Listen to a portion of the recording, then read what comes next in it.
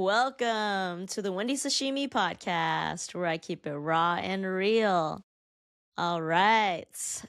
This is the episode where I will give actual updates. Like, this is a pretty big update that you do not want to miss.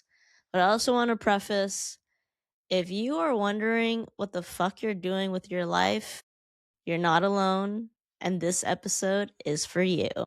If you have a gut feeling that you really, really want to do something, but you feel overwhelmed by fear, this episode is for you. And if you're just curious on what the tea is about Wendy Sashimi, this episode is definitely for you. But before I get into it, I wanted to start off with some gratitude. Don't make me emotional already. It's meant a lot to me to have y'all come up to me, mostly my friends, coming up to me and telling me how you were driving and listening to podcasts and suddenly heard my voice and like, oh my God, that's Wendy. And giving me super big kudos for that and how much you love my podcast. So thank you so much. Please keep doing that because I need that. My love language one of my main love languages is words of affirmation. So I super appreciate it. Thank you so much for listening. I have one of the greatest support systems, and y'all know I support you in whatever you do, so thank you. You can listen and watch this episode on Spotify and YouTube. The moment you've all been waiting for. Season 3, Episode 5. I'm moving to Seattle. And no, this isn't an April Fool's joke. I know I put an April Fool's joke on April 1st that I was moving to Brooklyn. Even my closest friends believed it. But if you really know me, and no shade, no offense to my friends who live in New York, but if you know me, you know that I don't like trash, I don't like rats, and I cannot stand hot, stuffy subways that are always delayed and crowded. New York, I love visiting New York. I love Brooklyn mainly, but I have a lot of people I love there.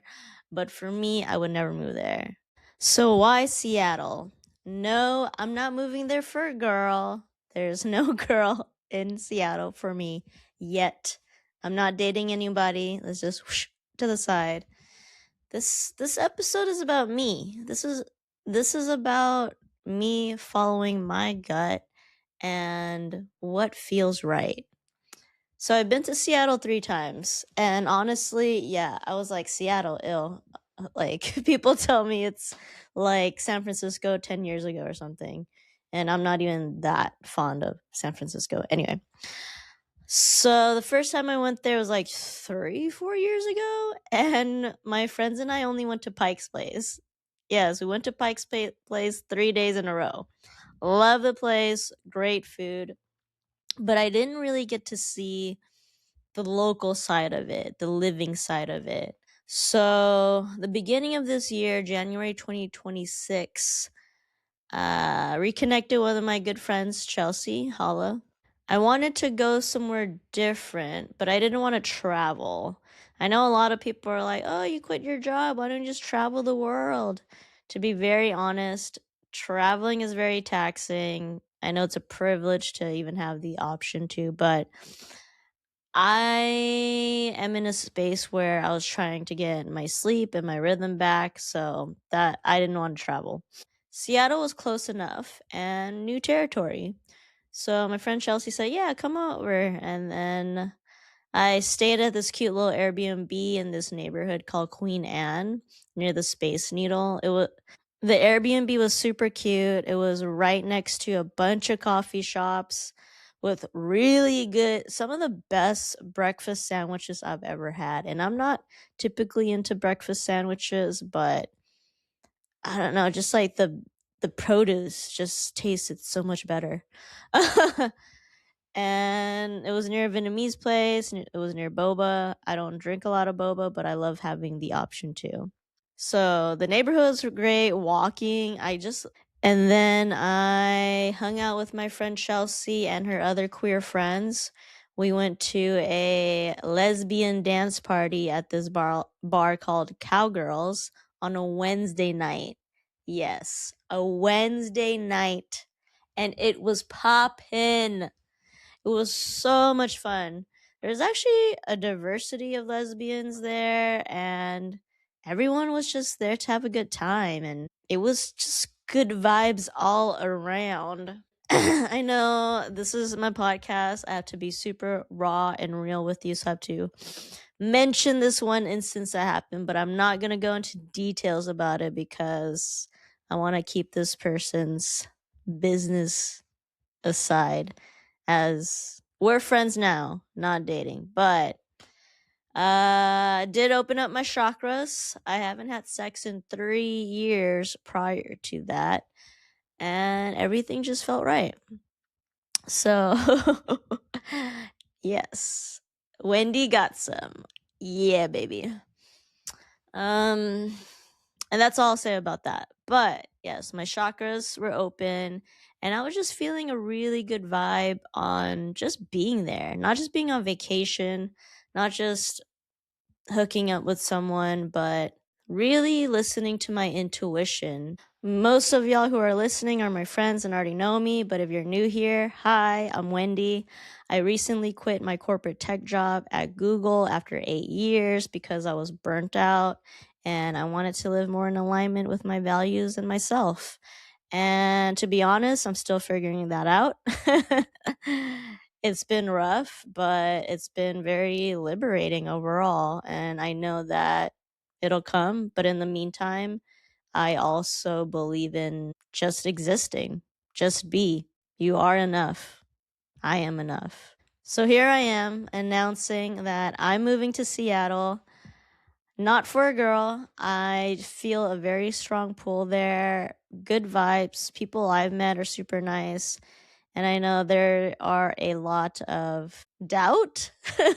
People are like, oh, it rains there all the time and it's so gloomy. And yes, valid concerns. But for me, I actually really like the rain. I'm a reader, I'm a writer, and I feel like the rain sets the mood and tone for me. We'll see how this goes. I'm relentless, baby. I can handle anything. But for me, the main thing is having good people there. And I've made quite a bit of a community already, not only with my friend Chels, a few of her friends, but also with other awesome people. My friend Vong, gay Cambodian, hey holla. My friend Hillary, who's like my older sister. Love her. Love all of them. I have lived in the Bay Area for most of my life, born and raised in Oakland, holla. But I've also lived in Korea, Japan, teaching English a year each after I graduated college, early 20s. I also lived in Boston when I was 24 to 25 during the worst recorded winter in 2015. So I've been back home since 2016. Oh wow, it's been 10 years. I've always had that itch to live somewhere else, and no wife, no mortgage, no obligations here in the Bay, so why not? I'm planning to live there for at least a year or two, but who knows? Let's see where this takes me. And I just want to say that it's never too late to start over. If you feel a pull for somewhere, then go for it. I feel like a new environment would inspire me. So let's see where this goes. But I know out of anybody that even though I'm 36 and people say, "Oh, it's so hard to make friends as adults." I feel like the more you live in alignment with yourself, like I started going to yoga, I started going to meditation camps, and that's when I really met my people. Like I never stopped making friends, even though, ooh, emotional. Even when one of my best friends died of liver cancer last year, I honestly wanted to shut down and not make any friends. But that was actually the year that I met some of the most awesome people I've ever met. I know I'm amazing. It's inevitable for me to find other amazing people and make more friends. And yes, everyone's curious if I found my wife or even dating anybody. No. I really think the universe is teaching me a lesson and telling me to focus on myself because I spent way too much time and energy on other people who most likely don't deserve it. So, hey, 36, I'm in this breakthrough. Growth isn't linear. Who knows what'll happen, but I feel pretty strong and convicted to really, truly bet on myself and make this work. If you're thinking about making a move or making some drastic change in your life, ask yourself 2 questions. Why? What's your purpose? What are you doing it for?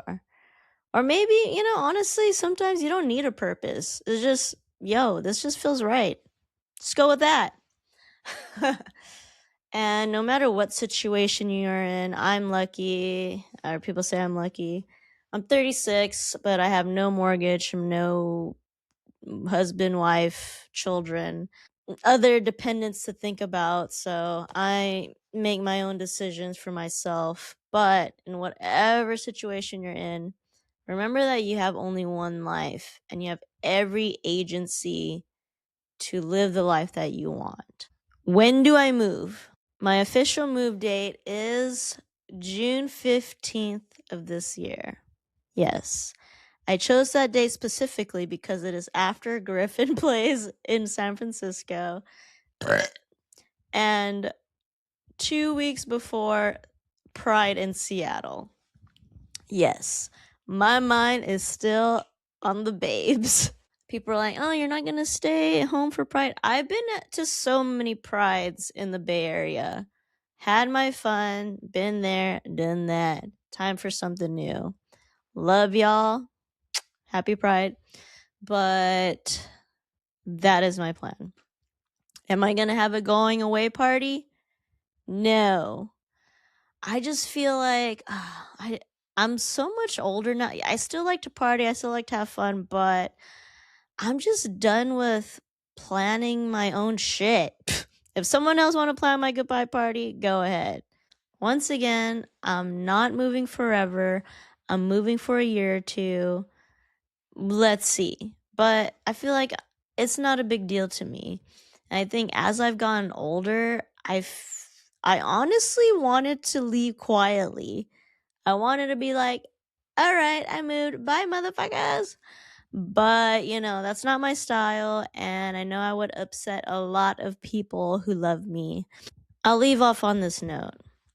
If you're thinking about making a move or doing something that sounds delulu, crazy, and something out of the norm of what your friends usually do, what you're not used to, but you feel a strong pull towards it, do it.